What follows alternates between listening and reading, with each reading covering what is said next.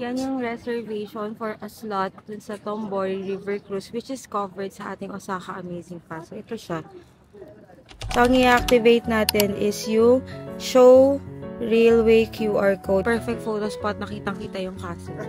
Yan yung castle, no? So, agahan nyo lang. Kasi is the Mexico 66. 15.4 din. 15.4 lang ito. Scan nyo to, guys. Using your pass. Yan. Discounted na yung entrance fee nyo dito sa Umeda Sky Building. Bakit tayo pupunta ng beyond 3 PM? Eh, libre naman siya hanggang 3 PM. May belt ng mga sushi. So, bali, ito yung prices. So, depende sa color ng plate.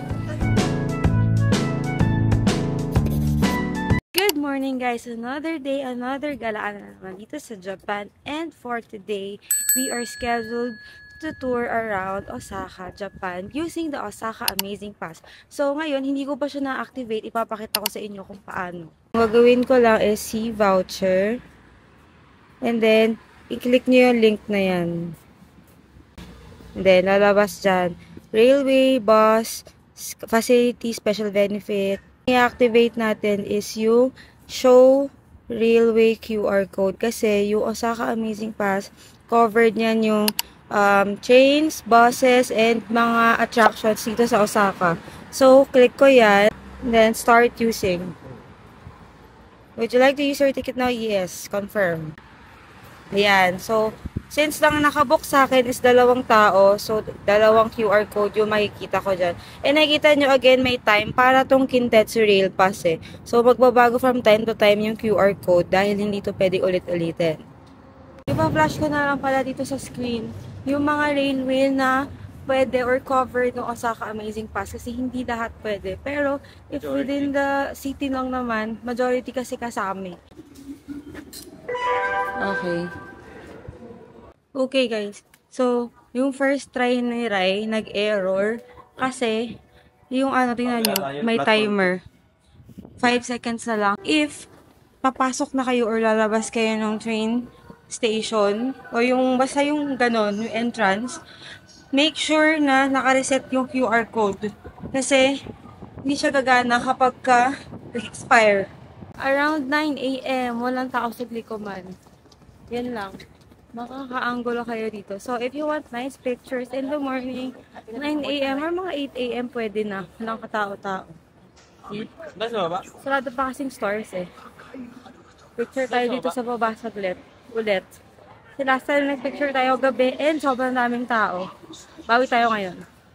Okay, kaya talaga tayo nagpunta dito sa Dotonbori area kasi nakita niya sa likod ko.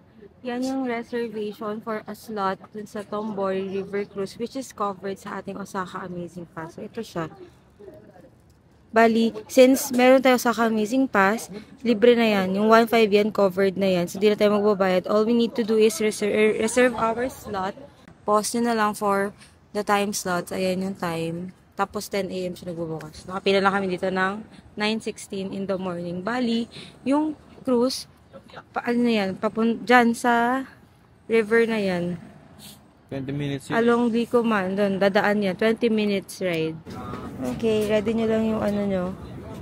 Yung Osaka Amazing Pass kasi may scan tayong QR code. Scan this code, please. Ready. Okay. Start. How many person? 3. 3. Okay. Wait, what time do you want? 2000. Okay. 2000. This one. Okay. 20 yung time. 8 o'clock. 3 people. Yes. Okay. 10 minutes before downstairs. Okay. Cannot time change, okay? Okay. Thank you so much. Yun na yun. Binigyan na kami. Scan nyo lang yung QR dun sa store. Then, mamimili na kayo ng time. So, time check, alas G. Sakto nagbukas. Ayan na yung pilaw. Lagpas na siya ng donkey. So, basta yung booth na yun, dyan lang yan, sa tapat ng Mega Donkey along Dotonbori. Since meron na tayong sked, punta na tayo ng Osaka Castle. Let's go. We're now here sa actually, malayo pa tayo sa entrance ng Osaka Castle. Pero, from Namba, or Dotonbori, nagsakay tayo ng Senichimae Line and nag-transfer tayo sa Tanimachi Line. So, parehas yun covered ng Osaka Amazing Pass. And pagbaba nyo dito sa exit 1B2 Tanimachi. Ito may kita nyo. Ayan. Ayan. So, pupunta tayo doon. 1,300 meters yung Osaka Castle Museum. Just 350 meters yung park. Let's go. Pagtawid nyo dun sa may pedestrian, meron ditong shuttle, ayan, na dadalhin kayo sa Osaka Castle kasi medyo mahaba itong lakarin na ito nasa 20 minutes. Pero hindi namin sure if covered ba ito ng Osaka Amazing Pass. Pero parang hindi Hindi siya covered. Para nalakarin na natin to. Dito tayo sa may entrance na banda. But we're still here. Okay, ito. Yan tayo.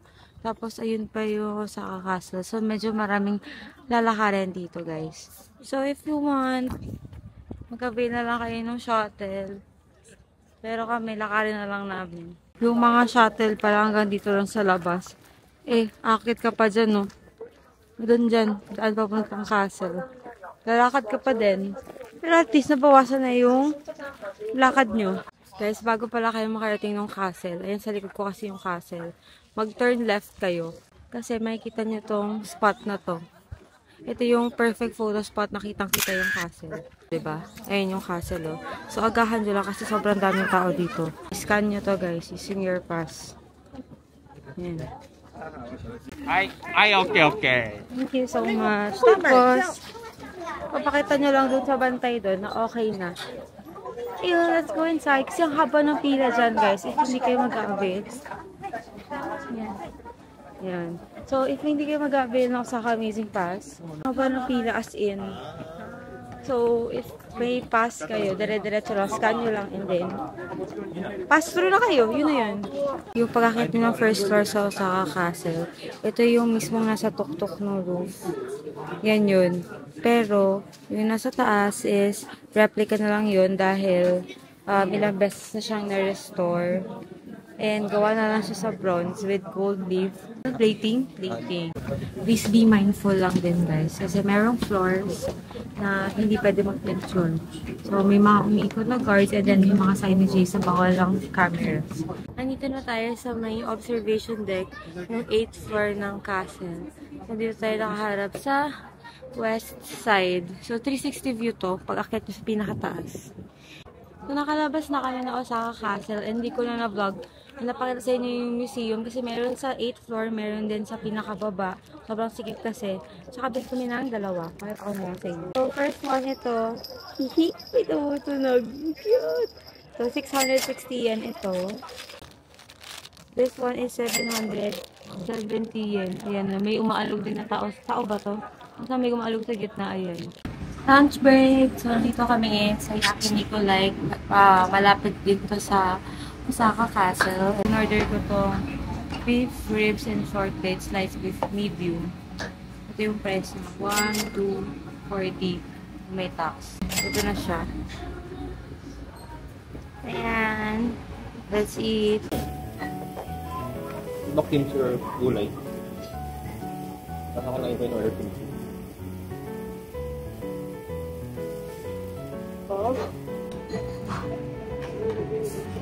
We're now here sa Umeda Sky Building.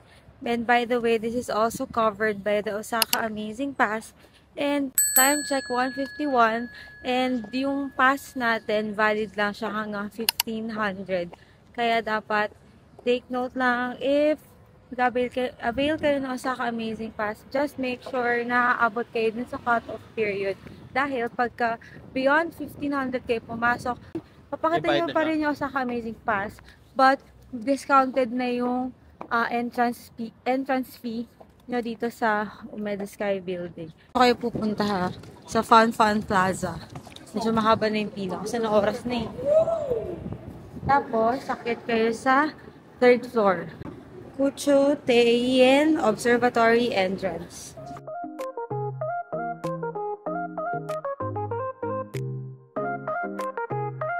We're going on.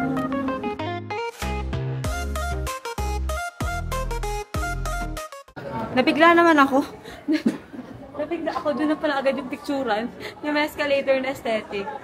Akala ko hindi pa mamaya pa. So, ayun, nakapasok na kami. Again, we use our Osaka Amazing Pass via Klook. Meron pala dito heart lock. Yung para sa Korea. Tapos, meron din dito, ano itong mga to. Pwede kang gumawa ng bracelet. Ayan, o. Or pwedeng tag. Ganyan. Ayan, ito. Magkano siya? Ayan siya. Ito yung price. Try natin umakyat dito. Ito yung daan. Papuntang observatory. Yan yung ano. Yung, ang tawag dyan? Yung escalator. So, ang tip ko sa inyo, kasi ganito yan. Pagpasok nyo, kasi para may pila papuntang elevator. So, akyat siya ng 39th floor, no? Pag akyat nyo ng 39th floor, magpahuli kayo. Pag nagpahuli kayo, kayo nasakay na huli sa escalator. Para makapag-picture kayo ng maayos. Dito pala nilalagay yung mga love locks. Ayan, no? Sa labas na may observatory. Meron na phone stand. O, diba? Pasok kayo dito sa room na to. Yung baba ng observatory, one floor down. Panoorin nyo kung paano kinonstruct yung building nito. May kita nyo dyan lahat. Ang galing, sobrang nakaka-amaze. So, basahin nyo yung mga facts dyan sa wall. Ito pala, sa may tabi ng coffee shop, dito nakalagay yung sunset. So, bali, dito mag-set yung sun, 17:37 mamaya. Kaya marami nang kakatambay doon. Pagbaba nyo from yung observatory, meron pa kayo makikitang isa pang gallery shop or yung bilihan ng mga ref magnets, keychain. So, pasok tayo. Ito yung mga ref magnet available. Naghanap ako na syempre yung Umeda Sky. Ay, ayan. Pero, hindi ko type. Ay, ito yung pinuntahan natin, no? Kinkakuji. Currently here sa SB. Let's stop muna kami para magpahinga. And guess what? Meron kami tatlong free drink. It's because bumili kami ng tatlong Been There series, yung tumbler ng SB. So, sa iba-ibang locations yung binila namin. So, nakakolekta na kami ng tatlo. So, piname namin. Ang maximum ng free drink is 1,000 yen. 1,100 yen. Pag may tax? Pag may tax. So, ang maximum ng mga drink dito, tingnan na naman yung mga prices. Ayan. Hindi naman tayo aabot ng 1,000 yen kahit 20 pa yung kunin nyo. So, we're currently here at Unetsuka sa may Dotonbori. And nakikita nyo ba? Sobrang daming tao. So, ito yung mga shoes designs na available dito sa store. Ayan. Ito yung napili namin isang design. So, ang price is 15,400. Tapos itong cute din na ito. 15,400 din. This is the Mexico 66. 15,400 din. So, ayan. Ito ay 18,700. Iba ba to? This one, 15,400 lang ito. Hindi ko alam anong pinagkaiba niya. Tingnan natin. Almost the same na yung design. Ano kaya pinagkaiba? Sa ilalim. Saka yung strap. Okay ba? Saka yung strap. Magkaiba. Okay. Cute din ito. Look. 15,400 din to. 15,400. And ito din. Ang cute. This one naman is, parang tinanong ko ito kanina, 19,800. And then this one, this caught my eye. Sobrang cute. 19,800 din to. Ayan. 19,800. Cute. Tapos it comes with other colors as well. Metallic, gray, gold, green, and blue and red.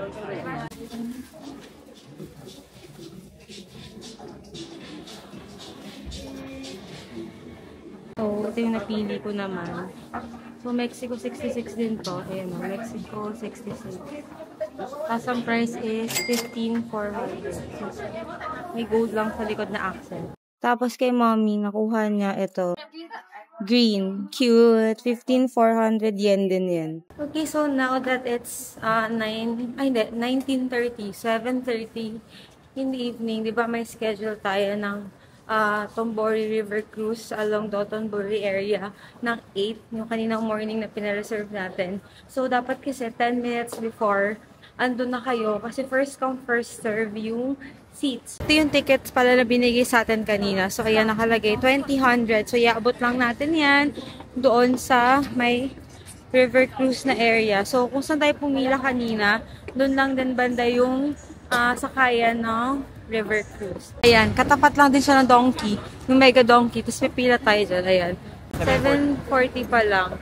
So, chinin siya ni Kuya. Ayan, 2000. So, una na naman kami sa pila, di ba? Kagaya kanina umaga. Yay, I'm so happy. Let's go. Hey! 8 o'clock p.m. 8 o'clock. Welcome to the Tombol River Glass. Okay, we got the best seat. Nasa unahan tayo. Ayan. Again, covered to using the Osaka Amazing Sauce.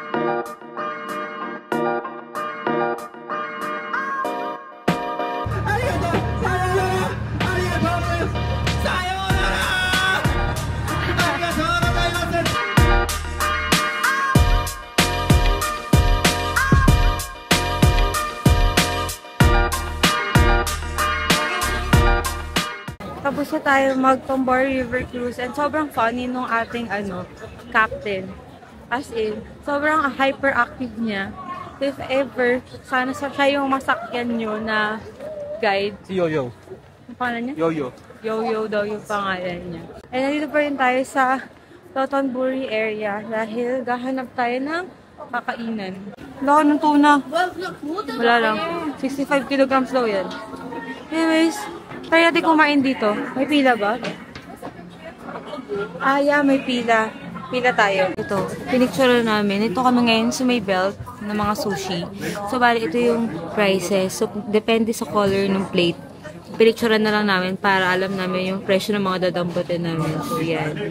Tapos, pwede naman kayo dumampot dyan kahit ano. Mga gusto niyo. Okay, just take note na wag nyo nang ibalik yung kinuha nyo na. Okay. Let's dig in. Eh, mga seared lahat yung kinuha ko. The squid. The squid. Try muna natin yung shrimp. Try natin seared salmon.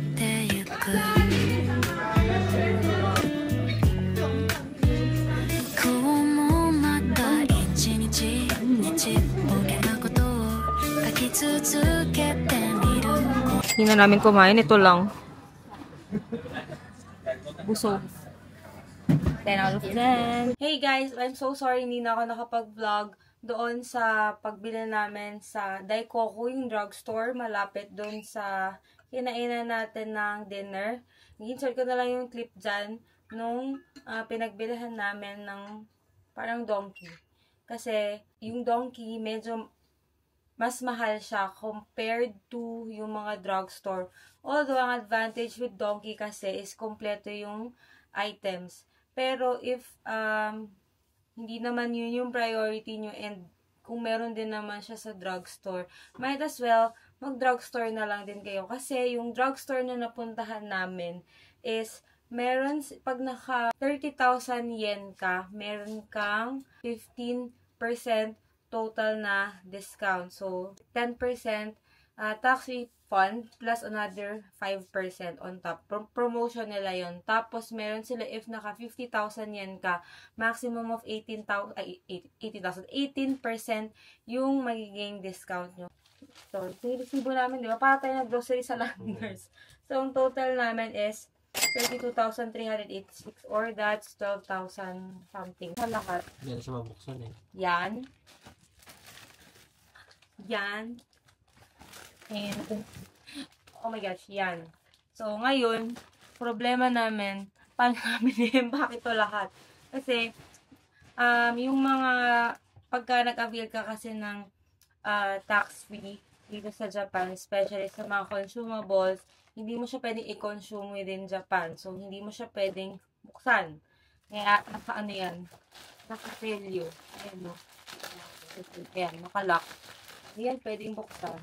Iisip namin, ipapasok lang ba namin isang buo or kasi merong mga gumagawa din talaga na bubuksan nila, tapos saka nila isa-stock ng maayos sa maleta. So, pag-iisipan ko muna kung paano. Kasi, problema pa namin to. Tingnan nyo. 1, 2, 3, 4, 5. May isa sa ilalim. 6, 7, 8, 9, 10, 11. Paano natin na yung pakihin yan? Diba? Tapos, lumagdag pa to. Lumagdag pa to. Ang cute, diba? Iba-vacuum din natin. Sana mapipi natin siya. Pero parang kaya naman. Oh. What do you think? Yeah, mapipipi naman siya. Tomorrow, we still have a full day to roam around Osaka kasi yung pass natin is 2 days. Dito tayo within the area sa Chutenkaku kasi dito tayo naka-hotel. Like literally, we will just cross. Tapos Chutenkaku Tower na. Magpapak muna kami and yeah, I'll see you guys tomorrow. Bye!